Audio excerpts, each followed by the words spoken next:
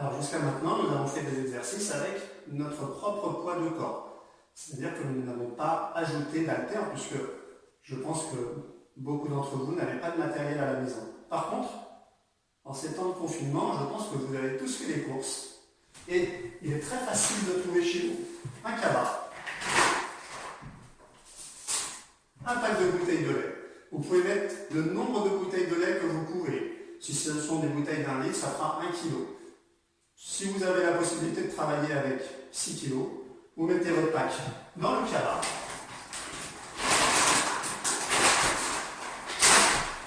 Et on s'est improvisé des haltères. Donc, le travail du devant du bras, que vous connaissez, je monte et je descends. Alors attention, les épaules ne doivent pas bouger, le ventre ne doit pas bouger. Si, en mettant mon pack, je commence à faire des choses comme ça veut dire que c'est trop lourd. Donc, je retire une bouteille. Si c'est encore trop lourd, j'en retire une autre. Si j'ai beaucoup de force, je peux en rajouter. Donc, n'oubliez pas de bien respirer. C'est la main qui va vers l'épaule. Et je descends. La position de la main doit être naturelle. Pour le devant du bras. Et maintenant, dans la partie arrière, je monte vers le plafond et je descends. Main, épaule, main, plafond. Forcément, si je travaille d'un côté, je travaille ensuite de l'autre. Donc encore une fois, je peux faire 5 répétitions d'un côté de cet exercice, prendre une pause et recommencer. Si je veux passer à l'exercice suivant, je fais 5 à droite, puis 5 à gauche.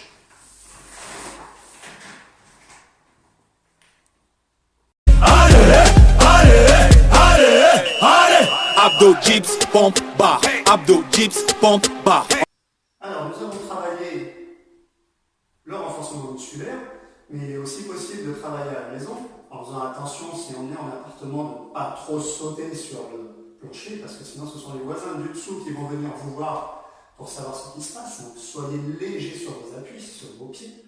Et bien, nous allons travailler un peu plus la partie que l'on appelle cardio-pulmonaire, cardio-respiratoire. Souvent on dit on fait du cardio. Donc c'est pour dire qu'on va faire monter un peu les pulsations du cœur, de façon à ce que le sang circule plus vite et oxygène le corps. Donc on peut faire semblant de courir. Je cours sur place. Voilà, tranquillement. Je peux faire semblant de faire une petite côte, je vais monter. Donc du coup, je vais monter un peu plus les genoux. Je fais du plat. Je peux accélérer si je veux. Donc là, je fais un 100 mètres et je ralentis. Donc, vous pouvez faire ça pendant 2, 3, 4 minutes. Imaginez aussi, au final, que vous pouvez vous déplacer en pas chassé sur un côté. Donc, en fait, on va écarter, resserrer, puisque nous n'avons pas de place. Toujours bien respirer. On peut relâcher les bras. Et on peut changer encore. Éventuellement, je monte les talons aux fesses.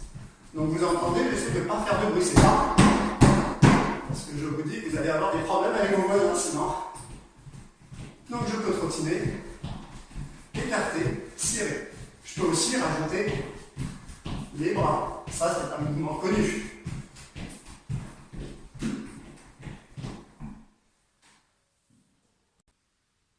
Donc toujours dans le but d'améliorer ses capacités respiratoires, donc qui vont nous permettre d'être moins essoufflés lorsque l'on va monter des escaliers par exemple, ou porter le sac de course, ou tout simplement faire un travail à l'extérieur qui demande un peu d'énergie. Eh bien, on va continuer à travailler donc ce côté cardio. On peut mélanger un peu tout ce qu'on a fait. Je peux commencer à trottiner et je peux me faire un circuit d'entraînement. Je me dis, tiens, maintenant je vais faire 3 pompes. Donc je me mets en place, je fais mes 3 pompes. Je peux continuer à trottiner. Et là, je me dis, tiens, je vais faire 3 flexions de jambes. Je peux accélérer. Je ralentis. Je peux imaginer que je fais des flexions de jambes et des pompes.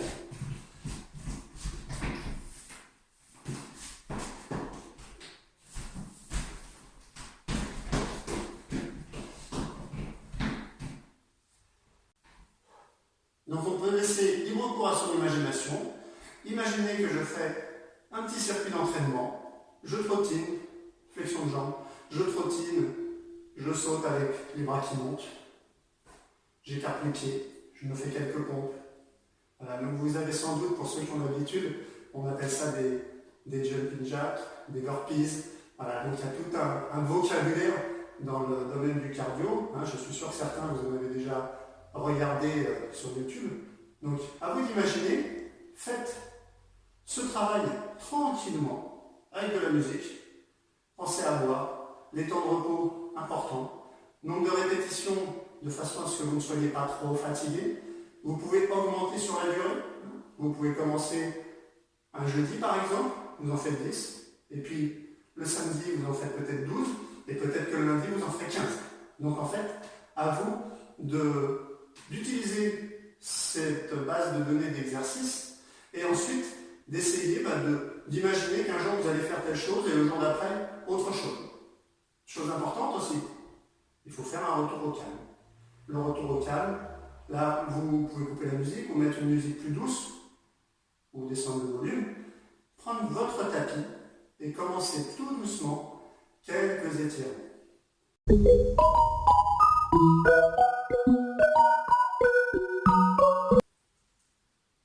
Donc pour ce retour au calme, je vais essayer de le faire un peu plus vite pour que la vidéo soit plus courte, mais vous allez prendre le temps, minimum 6-7 secondes. Quand vous vous replacez, vous prenez également le temps.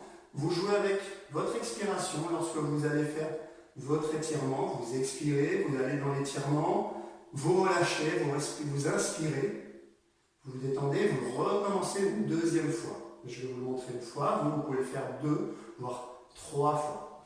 Donc, suivant ce que vous avez travaillé, il est possible d'étirer les jambes, la partie arrière, en étant assis.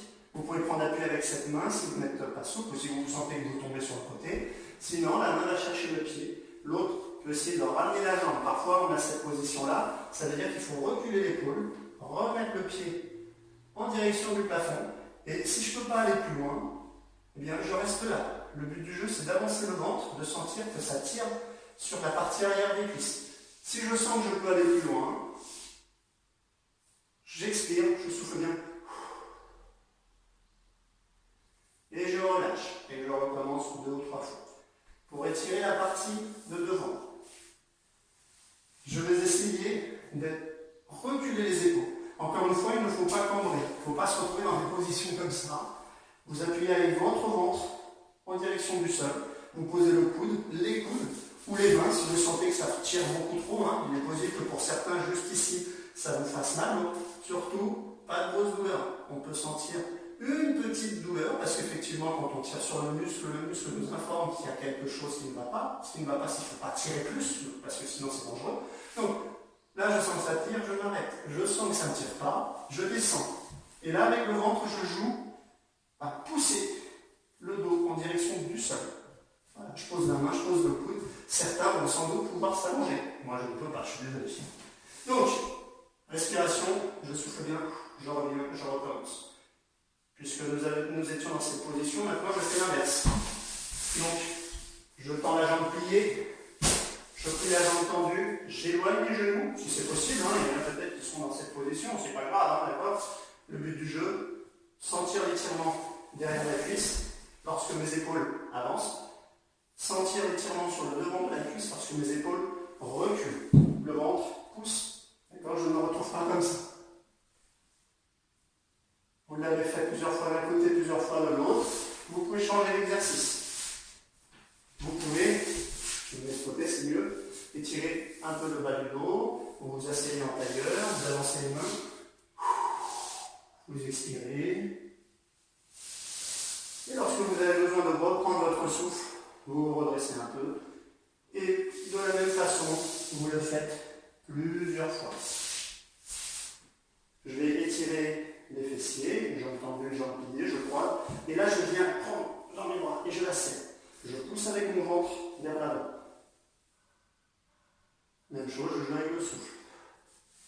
Plusieurs fois, d'un côté et de l'autre, n'oubliez pas, toujours d'un côté et de l'autre. Et je relâche. Sur le dos, la même chose avec les deux genoux vers la poitrine. Je peux poser la tête par terre, je relâche complètement. Vous relâchez, vous recommencez plusieurs fois. Ensuite, je peux me grandir. Si la place vous le permet, vous grandissez. Vous poussez avec la paume des mains du côté de la tête et avec la plante des pieds du côté des jambes. Et vous vous grandissez. Et vous relâchez. Et là, vous allez faire une belle spirale. Vous allez écarter les bras, lever une jambe et laisser tomber la jambe de l'autre côté de la jambe qui est restée au sol. Pareil, vous soufflez, vous revenez, vous le faites plusieurs fois à droite et à gauche. Et ensuite, vous pouvez finir par un moment de décontraction. Vous fermez les yeux, vous relâchez complètement. Et là, vous essayez de ne plus penser à rien du tout pendant quelques instants. Une fois que c'est fait, vous allez vous relever calmement sur le côté. Vous allez rouler, 4 pattes, accroupi. Je vais tendre les jambes, laissez mes mains remonter le long des jambes et finir par m'étirer calmement ici, un peu comme si je sortais du lit. Et marcher, parce qu'on peut avoir la tête qui tourne, le fait de s'être bien détendu, d'être resté allongé, ça peut, au moment où je me lève, tout d'un coup dire, oula, je vois un peu trop, je ne sais pas ce qui m'arrive. On marche tranquillement, on va boire un peu, on se change, parce qu'on a transpiré peut-être un peu, donc des vêtements au lavage, vous à la douche, et j'espère vous revoir très prochainement.